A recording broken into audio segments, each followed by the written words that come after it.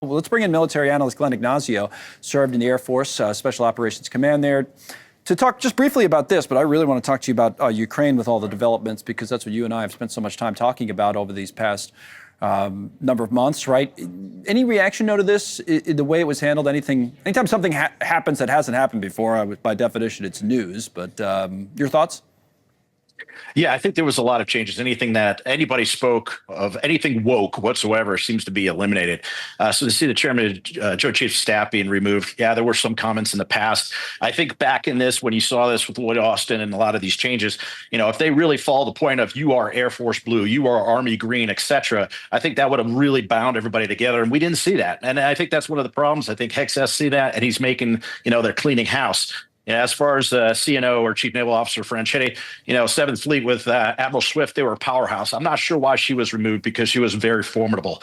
But there's some changes going on. It's all about force. A lot of changes. Yeah. Okay, let's talk about Ukraine with all that's gone on today with Macron and Trump at the White House. But the 3 years in, what you and I focused on is the map, right? And I have it up here again, Russian-held territory in Ukraine on the tablet, and we can take a look at these areas. So after you heard what Macron basically said today, and you look at this particular spot in here, is that, he thinks they've made a lot of progress. It's funny, he talked about the Crimean Peninsula that comes into play, that they made progress in the past, and then Putin goes back on it. It was almost like, it wasn't saying it as like a warning to Trump, because he says, well, I wouldn't never give him advice, but he was looking back on that and saying that, you never know with this guy. So you might cut a deal, and next thing you know, there is no deal. What do you see as being most important to getting a deal that's fair done here?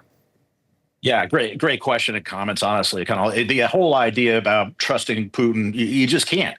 But now you have somebody with Trump that's that power versus power. And I think you have to watch some of the Trump's words. I don't particularly agree with them, but Putin always has to look like he's winning. I mean, it's a strength thing, right? So as far as a ceasefire, see the ceasefire happening, beautiful. Hopefully that happens immediately. Again, the borders where that's going to change, that's going to take a lot of negotiation. But I do believe that the idea of, like what we said before, is, hey, Ukraine will not become a member of NATO, but if you screw up, you do this again, they're becoming a member of NATO, and you're going to have the NATO force. Those are the kinds of things, including the idea of having part of these mineral rights, puts more U.S. back against Ukraine to be able to keep Russia at bay.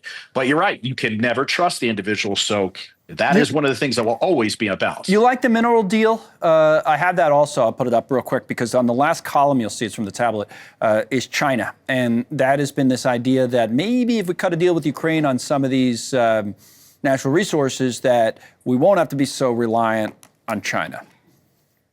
Yeah, you're absolutely right. So the mineral deal, if you look at it like this, if you're U.S. and U.S. centric, it's a good deal for us. Those minerals, as far as what we're doing, the technology, absolutely. It's good to have that. The other thing, it provides Ukraine a little bit more security. The other thing, though, that I think if you're not the United States, is that it seems like you're going back. All these billions of dollars were given by Biden without anything. EU gave it to Ukraine with loans. Right. But because Biden did that, and now to get paid for it, sort of doesn't feel comfortable in the international community. They're like, you're going back for something that was already given. But from this point forward, it is good for the United States monetarily, and it is good for the United States as far as the mineral.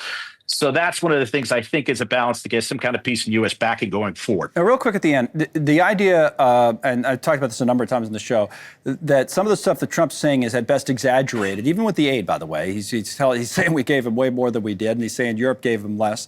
And the fact that he just won't say that Putin went in, that Putin invaded. You don't think that's going to hurt the U.S.? Is there method to the madness, or do you or I should say Ukraine, or does this really run the risk of throwing them under the bus and giving them a raw deal?